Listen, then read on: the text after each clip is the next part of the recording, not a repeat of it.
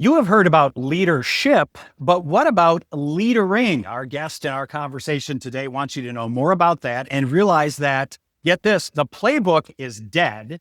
The future is counting on you, yes, you, and we should all play big and move from winning to caring.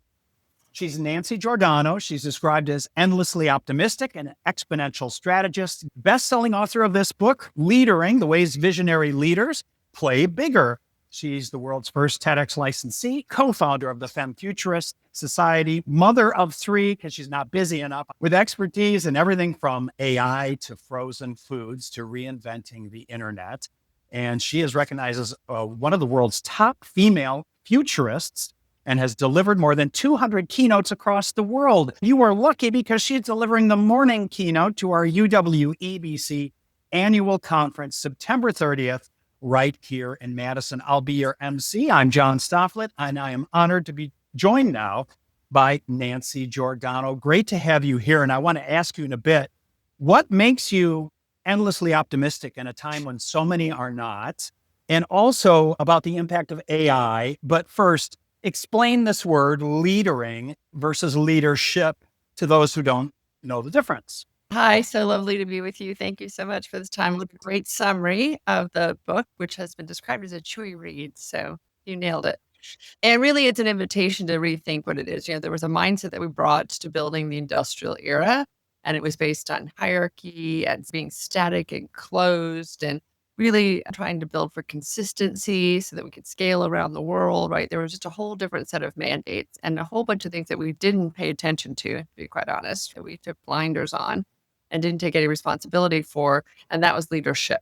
It was designed very, very effectively as a very, specific way of being able to do things, and it worked up until a point, and now we're at the point where that has exceeded its ability to actually really hold us well. So if we're moving into a world in which we have to be so much more dynamic, we have to move faster, we have to be more thoughtful, we have to look at things more systemically, we have to welcome in new information so that we can change, we can adapt, we can grow, we can test, we can iterate, so that we don't just create short-term profitability, but we create long-term value. And so it's a shift from a noun, right, that was held very static, to a verb, a way of being that we can now embrace as we head into this new era. Multiple times when you say in the book that the playbook is dead. When I was doing this work several years ago, and things were starting to already change. We've gone through the internet, right? We've gone through mobile social revolutions. We've gone through all kinds of other things. People are always like, phew, okay, how do we get through that? What is the next chapter for the playbook? So I can just learn that new chapter and we can move on. And the reality is we can't. In those same conversations, I would hear clients say, we're building the plane as we're flying it, or building the cars, we're racing it. I would hear these same metaphors over and over again, literally multiple days in a call. I think people were stuck and feeling so frozen because they were trying to do it with the outdated playbook. There was a certain kind of way of being able to optimize for efficiency and for a certain amount of perfection, and really thinking incrementally. How can we make incremental change to get there? How do we defer to the most senior people in the room? The board must really know, right? The senior executives must have all the answers, to recognizing that there was a much more effective way of being able to navigate constant change. And that was about sometimes taking really big swings. There's lots of different ways that we can change the way that we operate in order to be able to be more effective and think more calm as we head into this next era. Who do you think is doing leadering well, either executive or company or both? I mean, there are lots and lots of examples that you write about in that book. That book is a few years old, so they're slightly dated, but I think that they still hold the test of time. And I think Satya Nadella at Microsoft has always been someone that I've really held up as some could hold the complexity of everything that was happening from a technological standpoint. He in particular understood the importance that cloud computing was going to bring to not just the company, but to all of us, and was part of the big resurgence of Microsoft. It wasn't just a technological bet. He changed the culture through company-wide hackathons and engaged everyone in the process of innovation. Again, not the end result, but the process of learning to identify a problem, build a team, think about a solution, prototype something, figure out what the resources are that you needed inside and outside the organization in order to be able to pull that off. It was a whole way of thinking. But he also did a lot of caring things at the time, in which they took better care of their contract workers. They were very thoughtful during COVID. I think that, the hard part right now is that every one of those really senior executives is in an arms race to try and win the AI game. And so right now, I think companies and those leaders are harder to point to, but we're seeing our governments doing some really interesting things. Switzerland, I think, just launched the first public good large language model Yeah. that it would be for everyone, right? It's trying to solve for problems. So I think we're looking more at governments right now, actually, that are doing some really innovative things. Yeah. Let's talk more about AI because it is what everyone's talking about. And you're an advisor to Kung Fu AI. So this is interesting because I get Axios newsletter. Anthropic CEO is warning of this looming white collar apocalypse. 1/3 of white collar entry level jobs wiped out in the next few years. Then NVIDIA's CEO says AI is going to create vastly more and superior jobs. So you're the futurist. Who do you think is right? I am betting more that there will be huge, huge job dislocation and that we will lose more than we will gain. And even if we gain some, it's going to be at such a different skill level that so many people will not be able to meet them. That's one of the other big questions, right? It's not just that you have the jobs, but will people have the skills and be prepared to take those jobs as we move ahead? And will the work structures actually favor that? Two of my children are young college graduates, are really in that gap right now of trying to find jobs in entry level worlds where so much of the technology is already sort of absorbing that or wiping out that potential. So I do think that there is going to be a big, huge job dislocation issue. I think I'm less than having all of the big warnings because you see them over and over and over again. What should we be doing to prepare for that, right? What does that mean? And so I'm finding it very, very frustrating as a strategist and as a futurist that we can identify what the potential problem is, but no one is talking to what the potential solutions really need to be. On the other side of it, having Jensen talk about the fact that, oh, don't worry, there'll be plenty of jobs, there'll be plenty for everybody, I think takes the big issue off the table and gives everybody the sigh of relief that everything's going to be fine. And I think that that's also overly optimistic. What's the optimistic Nancy say about AI? Well, again, I have been a big enthusiast of AI for over 10 years. I helped start an AI company way back in the day. We didn't quite make it through the funding hurdle and become the trillion-dollar organization that we wanted to be, but we had a really thoughtful point of view on what AI could do and how it should be handled. I am really proud to be representing Kung Fu AI because they're a smaller company, they're a services company, but they really do think a lot about the ethics side of it and about the people side of it and how to build this in really thoughtful ways, even from how you source the data and label the data and how that's done ethically in other parts of the world. Really thinking through the entire chain of how AI solutions are conceived and brought to market and brought to each of us. So I think that there are companies that are doing a really, really phenomenal job. We've talked about tech for good. All tech should be built with a way in which we're looking more long term and thinking about putting humanity at the center of it, not at the edge of it. I'm thrilled about the companies that do that. I think that the disproportionate amount of airtime goes to a few really aggressive players and not enough goes to the people who are really building more everyday solutions and in a more thoughtful way. I think when I zoom out, the thing that gives me the most hope is that there will be a bunch of really big changes. Every single industry will be up for redesign. And we're seeing it already, certainly in education, we'll see it in healthcare, we'll see it in finance, we'll see it in building and manufacturing, we'll see it in every single industry. And that gives us an opportunity to do it better, right? To do it more sustainably, to do it more thoughtfully, to do it more fairly and equitably, to do it with long-term in mind. So I think that there's a real opportunity to redesign and rethink things from a much better perspective. And that gives me a lot of hope. You talk in the book about some companies that didn't look forward well enough, didn't take advantage of what's described in there, the liminal gap, and they paid the price. I think Nokia, BlackBerry were a couple that were mentioned in there. So this is a time for opportunity then, or how would you describe it? I mean, obviously AI is huge. So what do you tell companies about moving forward with it in a way that's going to help the future of the company and its workers? I think that, we always talk to Kodak like it's the child that we always look at as the one that didn't figure it out and got really, really lost. But one of the things I think that's an interesting cautionary tale from them is that they understood the technology. They just didn't understand what to do with it. They didn't have anyone on their team who knew what to do with it, how to turn it either into a product or turn it into a service. So they just put their blinders to it. They just thought like, well, it can't really be anything that threatening because we don't know what to do with it. And so I really do think bringing people onto your teams that know what to do with this, who understand AI, who understand blockchain or the distributed web, who understand what robotics can do, understand what's happening with bioengineering and biotechnology. I mean, there's a lot of things that are coming. And with that also then come the other people. So the ethicists who can help us understand facial recognition, whether or not that should be something that we really support or not, or how, right? How do we handle people's data? This idea of trust is so critically important, and making sure that if we are, inviting people to give us their data or, God forbid, harvesting it in some other ways, how do we feel about that? What is the transparency around that? People believe that we're using it in the best interest. You look at the difference between Apple, who I think most people do trust to hold their data, and they're trying to get now into the healthcare side of the business and really growing that.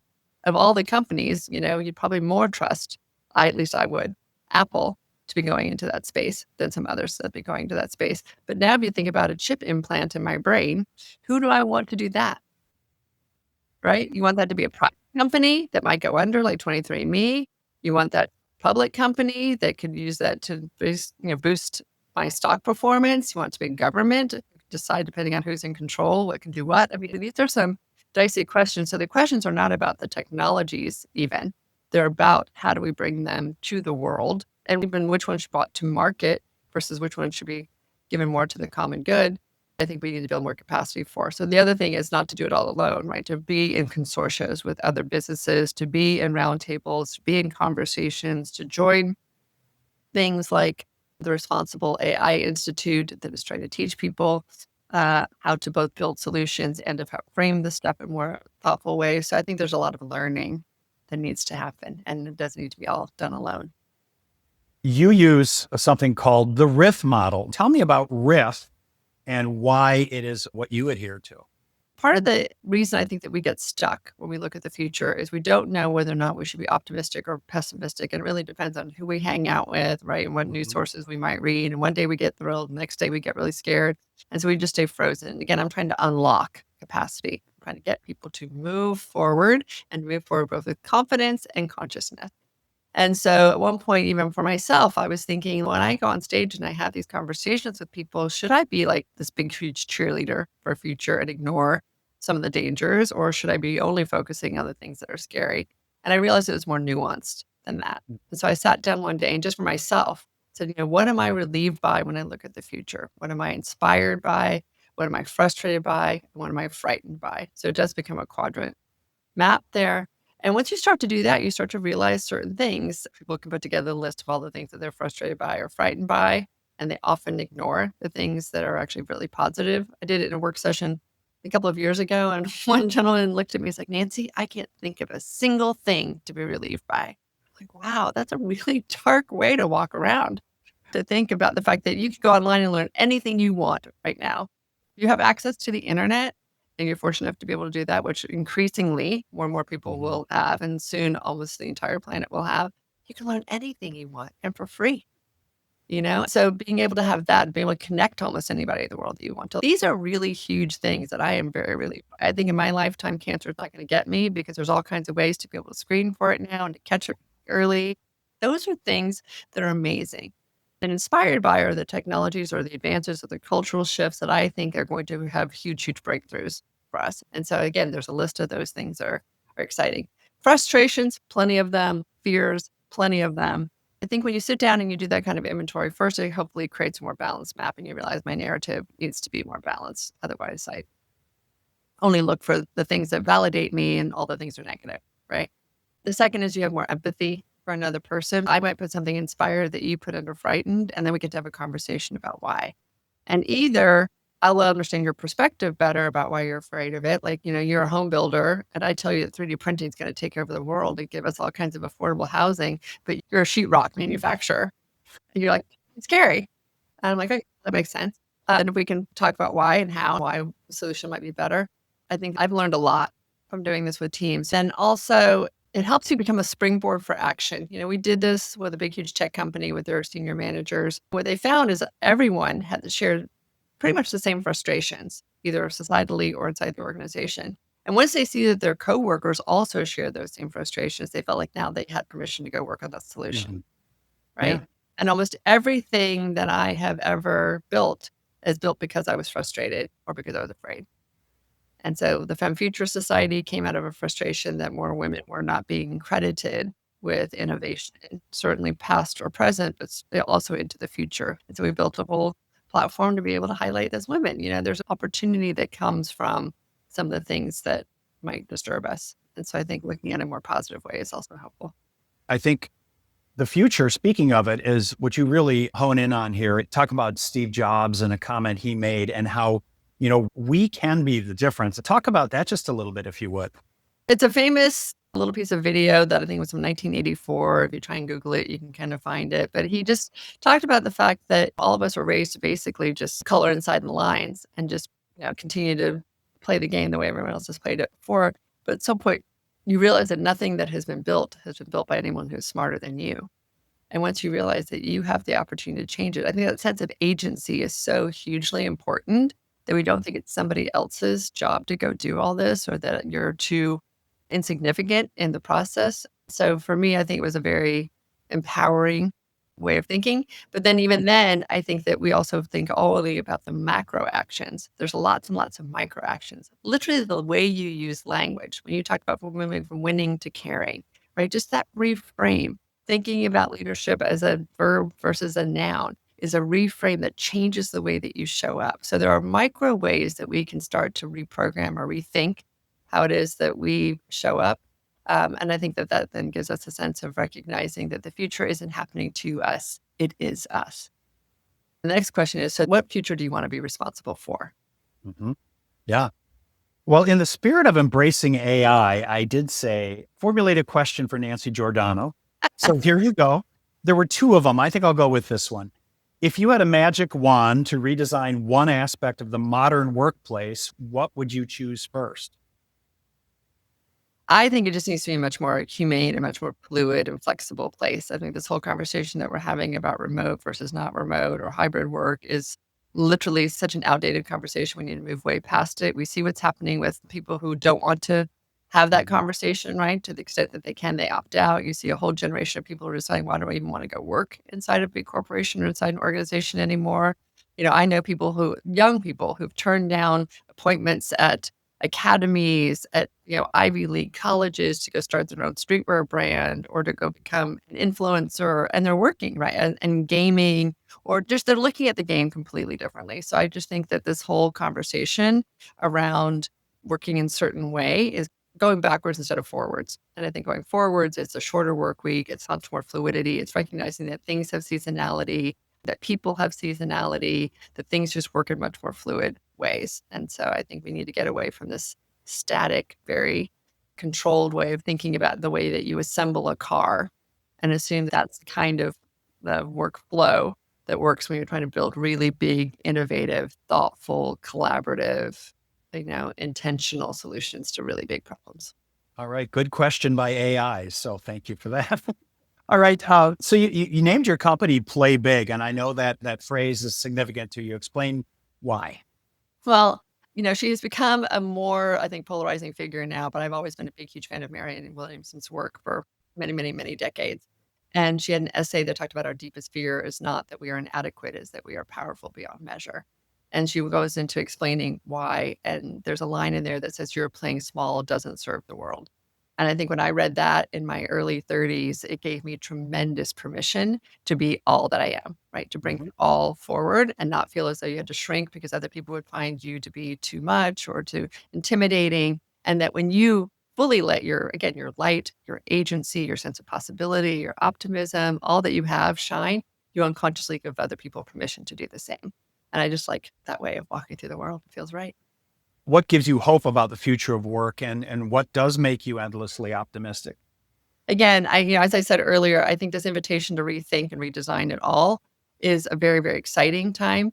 I think there's ways I describe what the forces are in my talk. I'll describe the forces that are shaping the future. And if you imagine that's really, instead of a map, right, a constellation of the way in which each of those things can grow and flourish, that if we take care of the planet, we take care of each other, we take care of ourselves, that we take care of the generations that are to come in more thoughtful ways, there's nothing but upside. It is an exciting time. And I think we're being gifted an amazing opportunity in this lifetime to be able to design what comes next for the future and for the world. And I think it's an awesome responsibility and one that I'm really proud to be in the mix of. See, you're going to want to hear her speak in person, and she is our morning keynote speaker at the UWEBC annual conference, September 30th. And before that time, I want to encourage you, if you go on the UWEBC website, there's a book club. And if you get on there and register, you will have access to the e-version of Leadering. And I'm looking forward to seeing you in person on stage. Again, go to UWEBC website if you want to find out more. So move from winning to caring. I love that phrase. And I really appreciate, Nancy, you carving out time to speak with us and the fact you're coming to Madison to speak to UWEBC. So thanks a million. Thank you. I'm so looking forward to being with you all, and I'm looking forward to our continued conversation, John.